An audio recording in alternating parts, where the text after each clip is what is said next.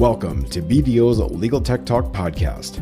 We're joined by judges and legal professionals to discuss emerging trends, regulatory updates, and the latest headlines. We'll provide tips to help your law firms and legal departments make the most out of legal technology. I'm Daniel Gold, BDO Principal and eDiscovery Managed Services Leader. And I'm Eric Dirk, BDO's Managing Director of Legal Operations. Let's get started with this episode's exciting discussion.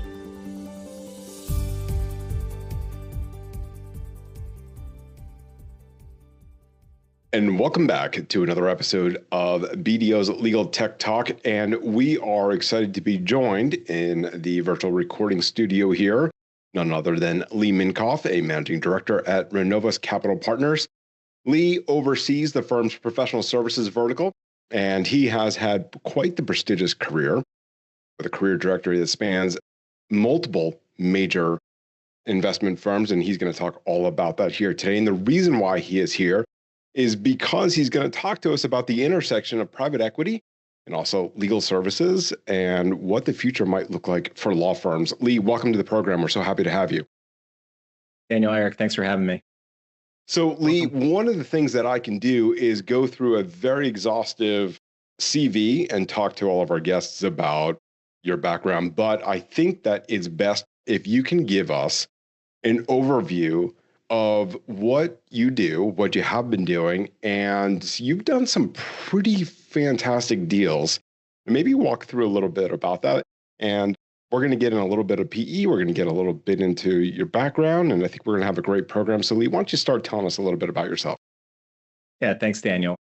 So I'm Lee Minkoff, Managing Director at Renovus Capital Partners, lower middle market private equity firm headquartered outside of Philadelphia, Wayne, Pennsylvania, not too far from Eric. And we invest in the knowledge and talent industries, 4 verticals: education, healthcare, IT services, and professional services. I lead our professional services vertical, which includes all of our activity in legal services, and it's really been the majority of our activity. We are buying founder-owned companies. We're not investing directly in legal tech, but we are investing in legal technology services. We are investing in tech-enabled legal services. So we're a services investor, but really around the legal services ecosystem. My job is to originate deals, execute those transactions, manage the investments, and then as a private equity firm, ultimately sell and monetize those investments, as well as, providing, leadership internally and putting content out into the market and raising the brand of Renovus. But my day job is really as an investor and supporting our management teams and growing the equity value of our portfolio companies for our investors, our limited partners. Done a lot of deals in legal, I think 17 transactions. Harbor, super relevant to today's discussion. They're the leading digital transformation provider to the world's largest law firms and corporate law departments. We did 10 acquisitions in a 3-year period, built Harbor, recapitalized it with a great private equity firm called Baypine. We reinvested as a minority investor, and I'm still on the board of that business. We have a company called Angian, which is a leading provider of pre- and post-settlement services across various types of mass litigation. So class actions, mass torts, bankruptcies, and we're also getting into the single event space. We have a newer platform that's called K2 Services. It's an IT MSP and business process outsourcing business. We acquired K2 and simultaneously acquired Forest Solutions and the global business transformation solutions business out of Epic Global, a very large ALSP that I assume most of our listeners know. And that's more of a back office MSP play, but it's very relevant to the MSO thesis in law firms and potentially private equity investing directly in law firms. And then outside of Renovus, but relevant to my work with Renovus, I'm on the board of Top Dog Law, which if you're in Philly or many cities in the US, you've seen the billboards or the ads on the radio. They're one of the largest personal injury law firms and marketing MSOs in the US, and on the board of that in my independent capacity. So that sort of spans my portfolio of legal companies, but looking at many others and looking to deploy capital and get deeper and deeper into the space, both through our existing investments and new platforms. Lee, first of all, there's a lot to unpack there. So first of all, the proximity that you have to my co-host, Eric, speaks volumes right there. So we may have to get into that as well. Unplanned during the show. Go Birds. Well, we'll have to get into that, right? Go Birds. So notwithstanding the fact that I live in Kansas City, right? there's a through line in what you were talking about as far as all the various different deals that you're working on, whether it be Harbor, whether it be Caseworks or K2 or Angian Group. And I really want to not start off just giving you, lighthearted questions, Lee. I really just want to cut right into it. For years now, and I've been doing this for over 20 years, for years now, there has been this increased drive for private equity firms to what seems to be, for many, gobble up a lot of e-discovery companies. And I could think of about a half a dozen off the top of my head where a private equity group comes in and then just buys like 6 various different e-discovery groups and puts it all under one roof, right? What is the drive from your perspective to hurry up and gobble up as many e-discovery companies as possible? What is it about the e-discovery or the legal technology services that has PE's attention? So we have not done any discovery deal, but many of our counterparts in the industry have, to your point, rolled up e-discovery companies. And the kind of big macro theses behind e-discovery investing is investing behind growing litigation volumes in the US. And if you're a believer that the world is going to continue to evolve and become more complex and litigious, then you're probably a believer in litigation support companies like e-discovery. What else? E-discovery sells into a massive end market of legal services, right? $400 billion global TAM, right? That has been growing year over year for a very long time. It's very resilient. The legal industry has grown through recessions. There's always pockets and practice areas and geographies and verticals that are having pockets of high activity. And it's a great end market to invest in. And so I think the play on e-discovery and ALSPs, if we just bucket that, is really investing behind an end market with a lot of secular tailwinds, right? And that is at the highest kind of 30,000 foot level. We love investing in legal. It's a great end market, great ability. Like you've seen, AmLaw has been able to increase bill rates every single year, and they've only got so many hours that they can bill, but there's great price elasticity in the market, and there's dollars to spend, and there's money to be made. And we'll talk about it, I know, today on the podcast, but historically, private equity is really only invested in e-discovery firms, alternative legal service providers like ALSPs. They haven't invested in law firms, companies directly providing legal services. And that's something that's going to be changing in this market, and it could shake things up even more, but it also can make it even more attractive to invest in the ALSPs. Yeah. It's an interesting question because Daniel and I struggle with this where's e-discovery going question every day, particularly with the advent of AI. And then you couple that with what's the volume cap on rates? Like, what will the market continue to bear? And we see certain clients that are paying $25, $27, $3,200 an hour for a lawyer, specialized lawyer. And so like our current thesis is that AI is going to gobble up a lot of essentially the primary model of what Discovery Watch was data hosting. We'll be able to do more upfront data cleansing and reductions before we actually put it into a hosting environment, maybe. But the other flip side of that is what is it really going to do to the practicing lawyer inside a law firm? And how do we think about the ways in which not just AI, but business models are changing how lawyers actually bill? So my question for you is, as you evaluate companies, like when you start to think about law firm evaluations, how are you like breaking free of that old antiquated model, which is a billable hour, a lot of data hosting fees, a lot of essentially litigation support fees that might be blown apart because of these new advents and changes in how technology is shaping what we do? So just curious to get your kind of like your research mind on how you're thinking about approaching that strategically and competitively. First, on e-discovery in particular, I think e-discovery businesses are great businesses. There are questions around, the race to the bottom in hosting, and then what AI will do for the EDRM, which is, a structured model in a way that people seem to believe. And there's been some good AI adoption within e-discovery. I think more broadly, we're actually very bullish on how AI can impact the legal profession.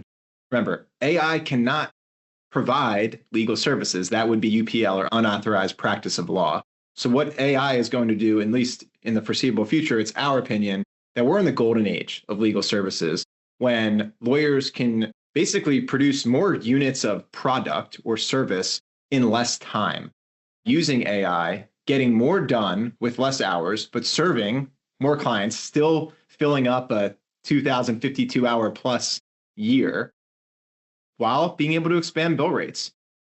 I'm not going to go out and say, and I listened to, there's been some great guests on the podcast around legal billing. I love that as a topic, and we could always get into that. But I'm not a believer that all of a sudden the world's largest law firms are going to upend the billable hour. I know it's been talked about for years. There's fixed fee models and performance-based models. And I think we might see that over time, maybe 5, maybe 10 years. I think at least for the next 5, we are in the golden age of legal services where attorneys can leverage a host of very attractive AI-enabled tools and make themselves more productive at serving their clients and making money for the firms and themselves. So I'm very bullish on AI as an opportunity, as a positive disruptor. Maybe it's a threat 10 years out. Maybe robots are allowed to practice law. I don't want to get into that right now. But I think near term, our kind of 5-year investment horizon, AI is one of the driving forces behind our interest in the legal market because it can be such a big opportunity and game changer for many of the firms and the ALSPs. Let's back up a little bit. For those that are listening that have no idea what the investment world is like, right? I think that you can offer us a little bit of a masterclass, if you will, in understanding investment strategies and how you identify specific companies that you want to go ahead and purchase. Like, there's a lot to think about in terms of like what a complex roll-up would look like, regulatory navigation, strategic transitions.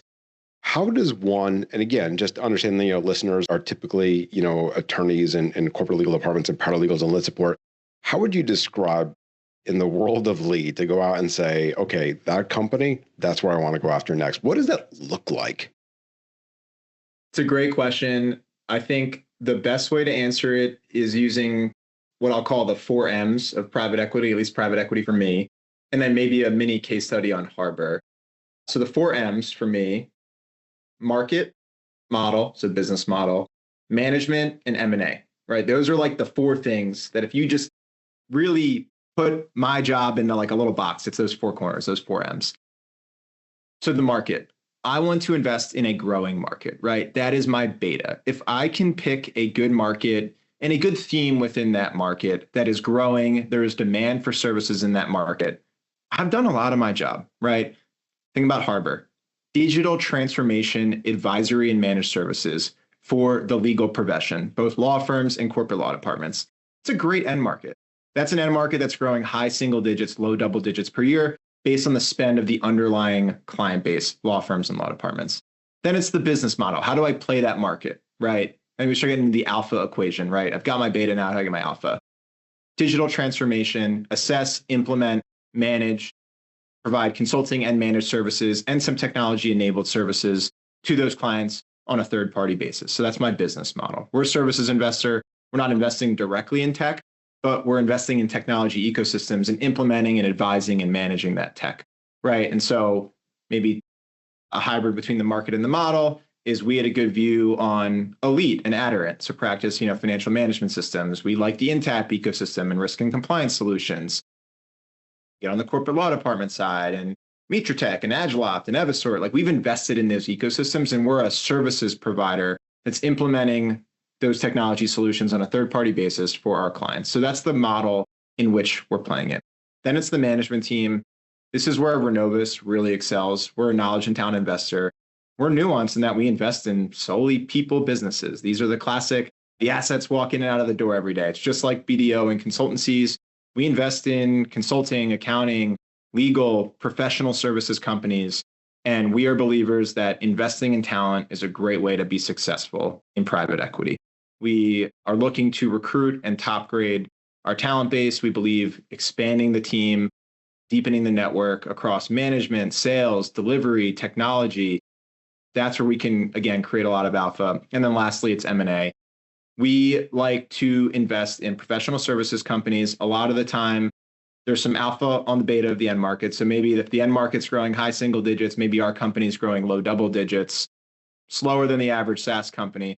But we're able to double or triple that organic growth through acquisitions. And so when we've done our work on the end market, we're also looking at the fragmentation of companies in the end market. And for us as investors and founder-owned companies, we're looking at local, regional, global companies that might be smaller players in the ecosystem. But if you can bring these companies together and integrate them effectively, which is a core competency for us, we can create a lot of alpha in these companies. And again, double or triple the organic growth to have, 20, 30, 40% total growth in these companies via accretive M&A.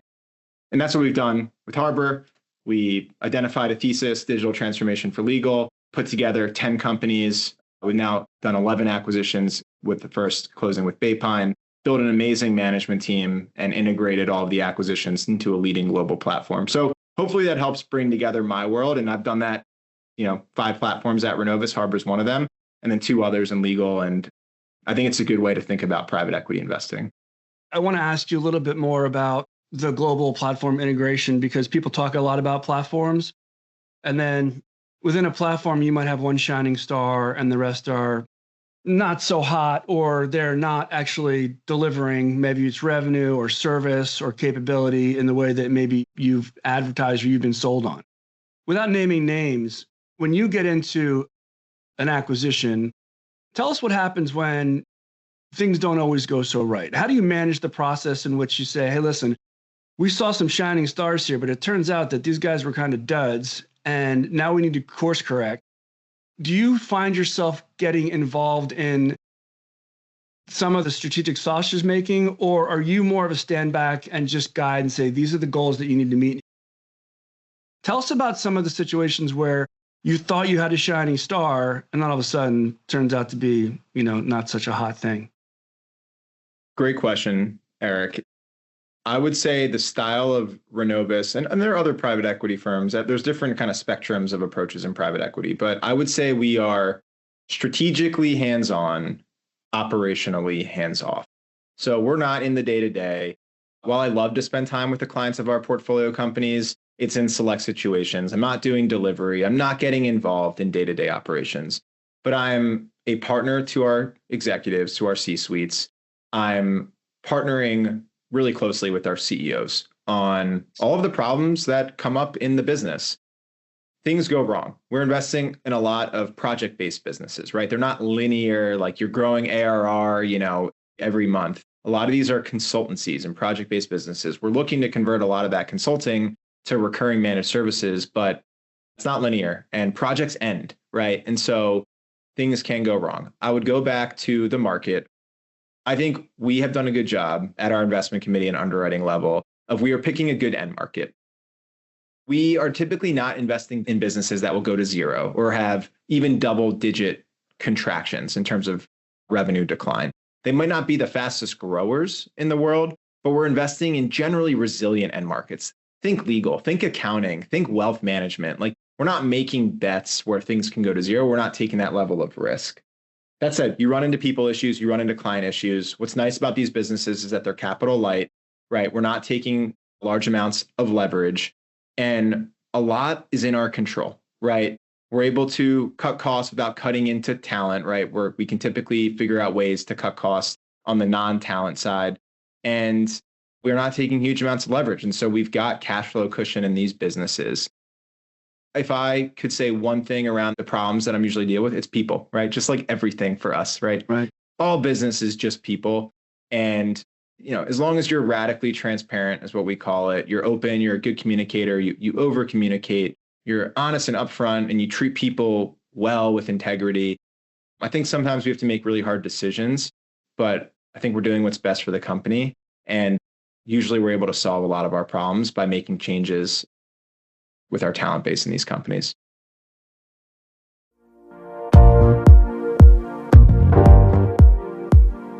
Legal teams are struggling to manage resources, maintain compliance, and adopt new technologies. BDO's legal operations team can help. We enhance efficiency, reduce costs, and support compliance so you can run your legal department like a business. Schedule a meeting with us today at bdo.com.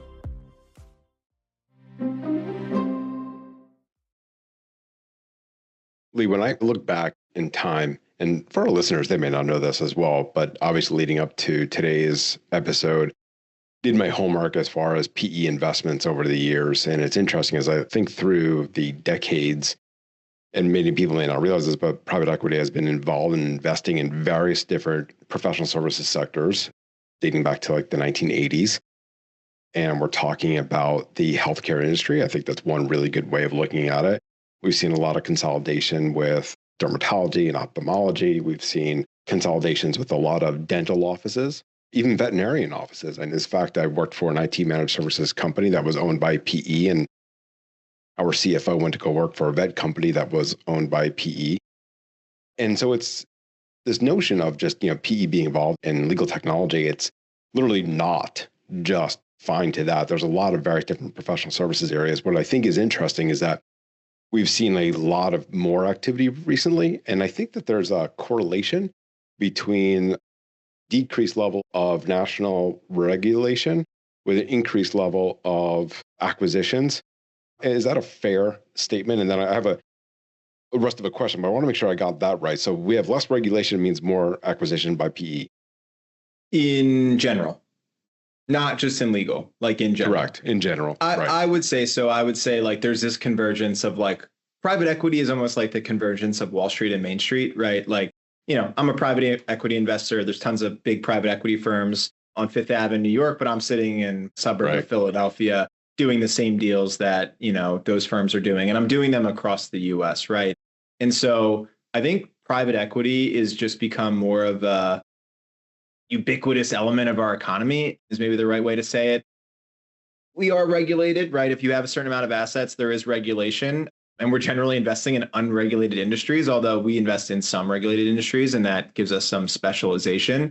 But I think to cut to it, I think, yes, your answer is right. There's been a ton of capital raised in private equity. There's tons of reasons why institutional investors and, people in pensions and retirement plans should love private equity. But it's become a massive asset class. There's trillions of dollars of capital on the sideline looking to be put to work in US private companies. And it's been harder to go public. So I think everything you said is right. I would add that on to those two dynamics that you outlined. And so that's great. And then I think the follow-on to that is that talk to us about some of the benefits, because there are so many. Some people might say, oh, well, no, that company just got bought up and that company just got bought up and it got up by PE. And they say, maybe there's like a negative connotation there. But you started alluding to some of the really strong benefits of, this consolidation of multiple companies, an increase of, I don't want to call it just like firepower, right? When I see it go really, really well, it's incredible what kind of innovation can happen at companies. And it doesn't matter if you're healthcare, if you're legal services, if you're wealth, you name it, across the board. And innovation can take shape of multiple different ways. It's not just technology, right? Innovation could be in client services, et cetera.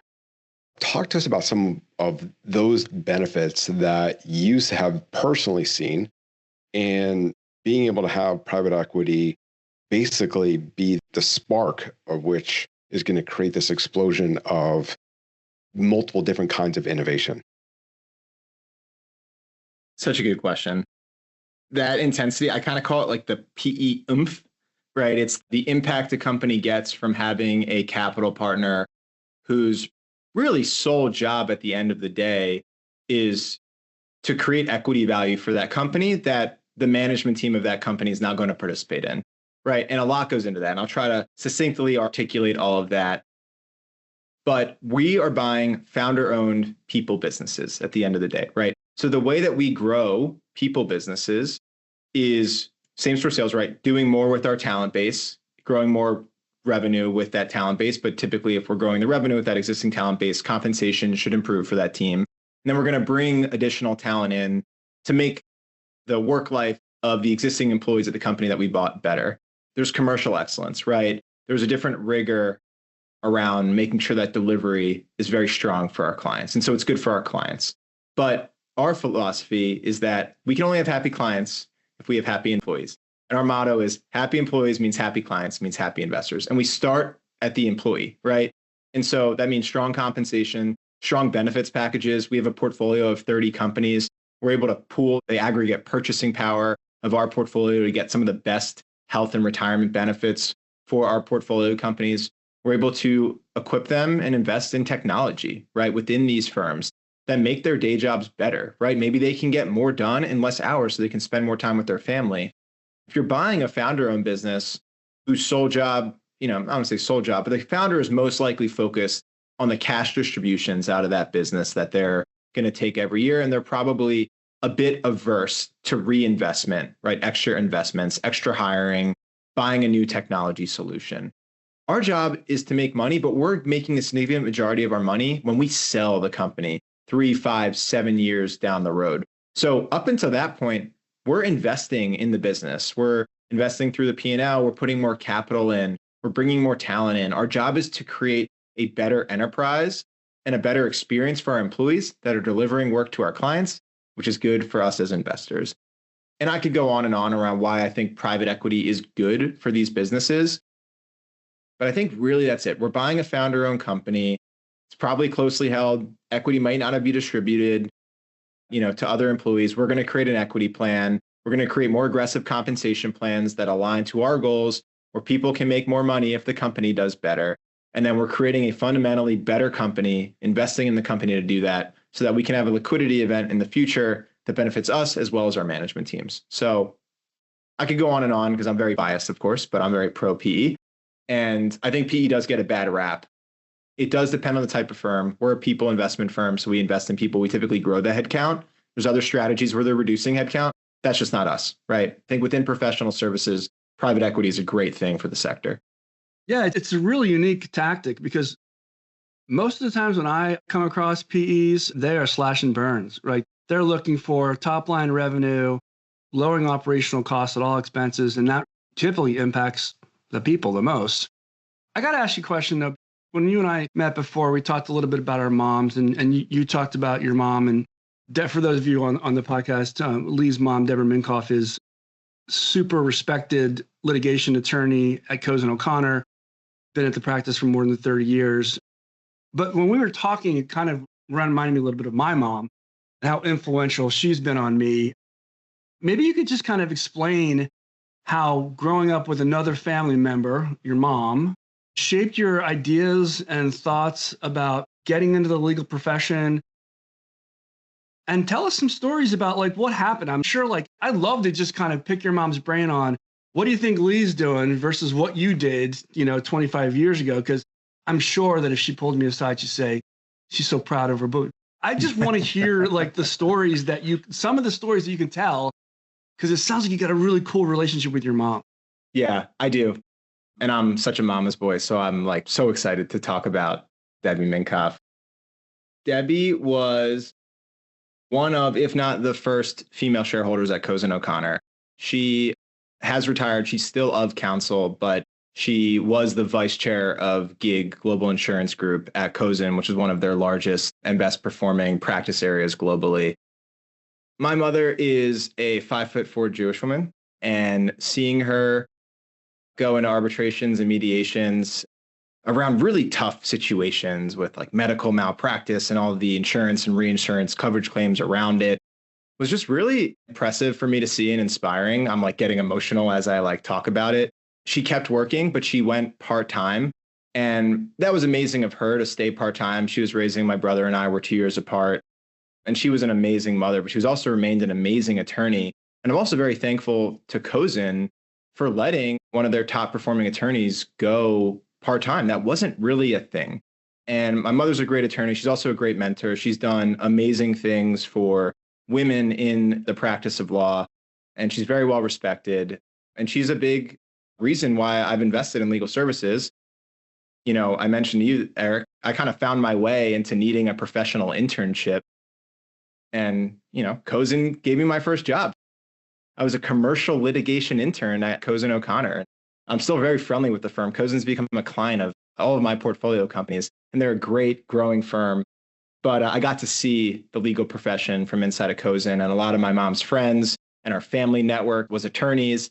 And I got to see the great, smart, talented people they are, but I also got to see the opportunity that existed within the business operations of these law firms. And so it's been great getting into the legal space and basically being able to expand the relationship with my mother because, an opportunity comes in And I can call my mom or one of her friends and get a lawyer's, firsthand views on that company or that law firm. And so it's been really enjoyable. I appreciate you asking, Eric. It means a lot. I love that. And it's interesting because a lot of the stories that we tell on this podcast, or the stories that we talk about outside of this podcast, are limited to this this myopic view as to who that human is at that moment in time, about talking about their careers. And what you have done is just, I'm very grateful, so is Eric, for, I will say, your positive vulnerability to have that conversation and be able to talk with such pride about your mom. And that is amazing. And now, of course, I have a follow-up question that I didn't anticipate asking, based on that. I mean, you grew up, which, by the way, is different. So my mother was in real estate. My father sold cars. So I grew up in a world of sales. So you can imagine how that impacted me. When I think about how you describe about how you grew up, how is your relationship with, either Cozen or law firms in general through the lens of your mom shaped any of your current business partnerships or strategies? It totally has. I mean, working inside of Cozen and being a client of great law firms, has totally shaped my interest in law firms because of my interactions with these amazing attorneys that are great business people in a way. Like, you made this comment around paying $2,500, $3,200 rates. I'm glad to pay those rates. My attorneys are awesome. I love my transaction attorneys at Morgan Lewis and DLA. And, it's funny, there's all this pressure on rates, and we always talk about in investment committee, these legal bills, but I think they're darn good at their job. And so that reaffirms me investing in service providers that sell into law firms, because I think these companies, these law firms, are great enterprises. That said, these businesses have been cash flow oriented, right? It kind of comes back to that founder dynamic. A lot of the way these businesses have been run is to obviously deliver great value for their clients, but to also maximize the cash flow that's distributed every year to the partners.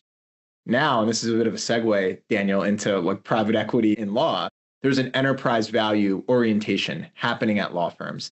And that enterprise value orientation is what's freeing up the spend to invest in companies, spend money with companies like a Harbor, like a K2, or an Angian, right? Our portfolio companies that sell into both the litigators at law firms and the business professionals that, technology operational professionals that are running these law firms. So my experience working with attorneys has been so positive, but I also think that there's so much opportunity to help them grow the enterprise value of their own firms. And that's why private equity is so interested in now investing directly in law firms through MSOs.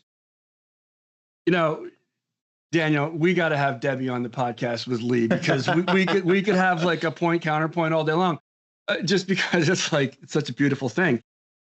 Let me just ask you kind of a heart and soul question here. So when you think about when I think about what most private equities do, they're slash and burns, they're nuts and bolts, they're trying to drive revenue for their investors.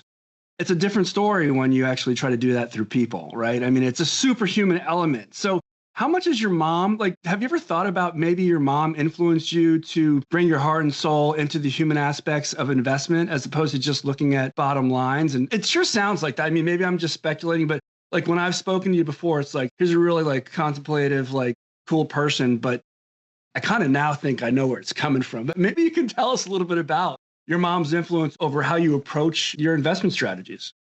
I love my mom. I give her a lot of credit. I don't think I can give her credit for influencing my investment strategies. I'll give Renovus a lot of credit. And my training at Lovell Minnick and JP Morgan, I think what I've learned is life is short. I want to spend it with really good people.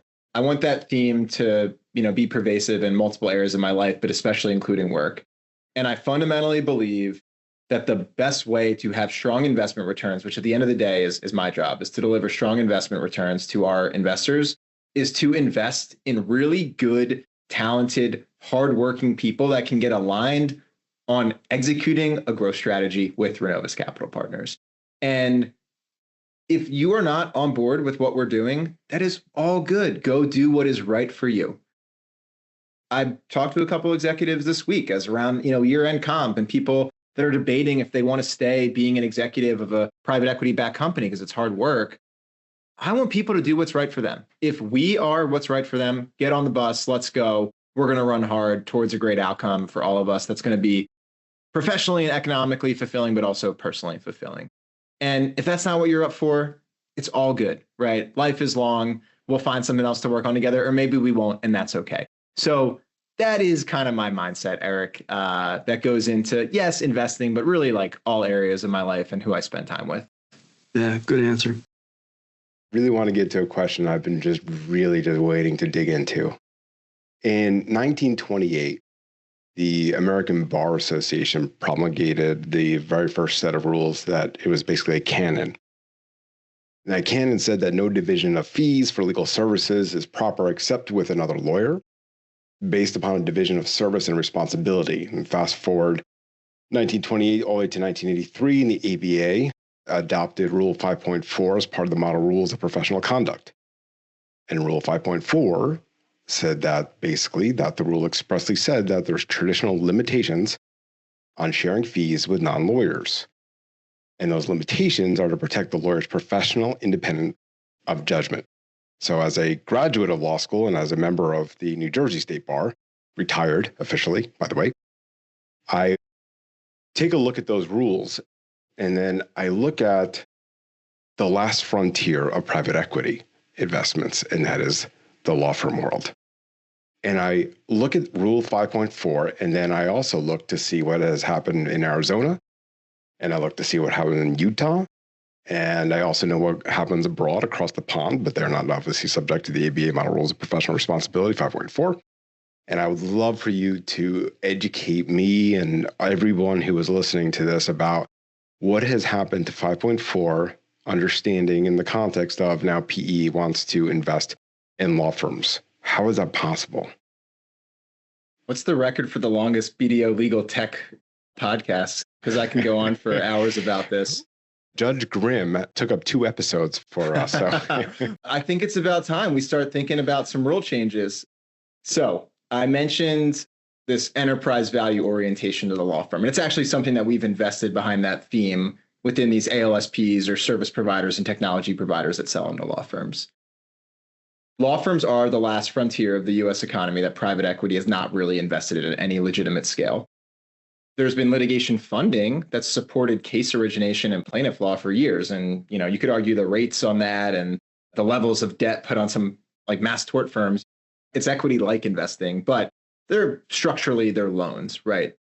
Arizona changed everything with the liberalization of Rule 5.4, where they created an ABS, an alternative business structure, which is a type of law firm that can have ownership from non-attorney investors. You could invest as an individual investor in a Washington, D.C. law firm for years, but not as an institution. Arizona and Utah, through their pilot program, which is really a sandbox program that's actually getting rolled back. I think there's only like less than a dozen, might even be less than 10 at this point, Utah ABSs. But Arizona and the State Supreme Court of Arizona has launched this ABS program that has opened up a true law firm entity to non-law firm ownership and investment. That program is running. There's probably 100 plus ABSs out there. There's been private equity investment in ABSs, and we can talk about that. What I actually think is almost more interesting than the ABS is the MSO, the Managed Services Organization. What has happened in healthcare and in accounting, where private equity investors can't own a physician practice because you're not a physician. Private equity investors can't own an audit practice. They're not an auditor. They don't have their attestation credentials. These industries, in partnership with private equity, have created MSOs. It's the structure of setting up an entity that houses the employees that are not providing the credentialed service. It's an entity that doesn't employ physicians or doesn't employ auditors, but provides services, back office, middle office services to the auditors and to the physicians. That phenomena, that structure, is exactly what MSO investing is in law firms. So fundamentally, and I'm going to try to not get too technical, but think of a law firm. Lawco, and now think of an opco. All of the lawyers stay in the lawco. Everyone else, intake, tech, HR, finance, paralegals, goes into the OpCo.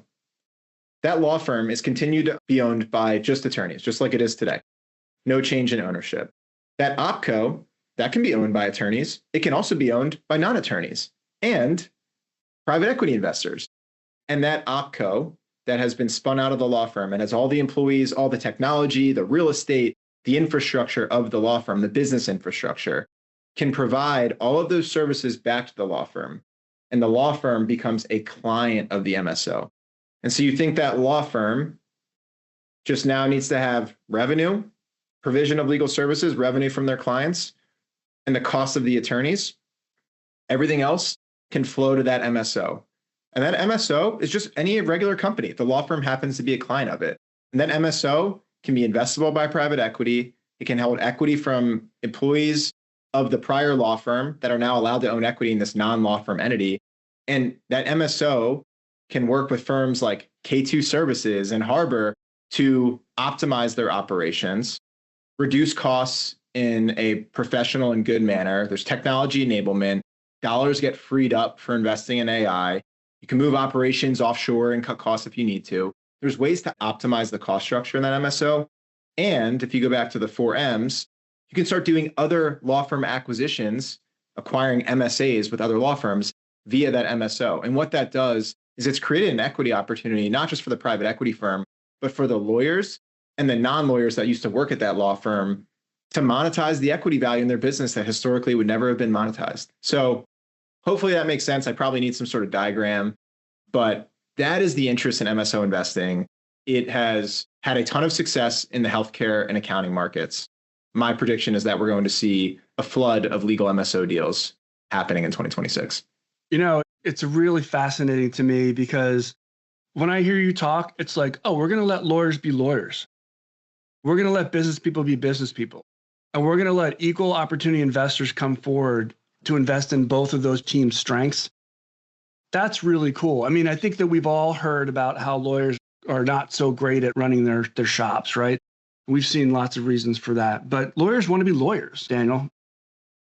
So I got to ask you one last question because, you know, we've experienced over the last 5 years this advent of change with not just consolidation, but with, I'd say, capital A advertisement on why this legal industry is so special and so ripe. And there's people at the Legal Tech Fund, Zach Posner and his team, that have done a really different job, not picking on the other, you know, older type conferences, but what that team has done, led by Zach, and we've been to those conferences, has instituted a new way of thinking about legal technology and legal services. So I know you know Zach, shout out to him and his team, but tell us why you think that's such a cool initiative, and maybe think about helping us understand the audience. Why is it different? Because it sounds just like another conference, right?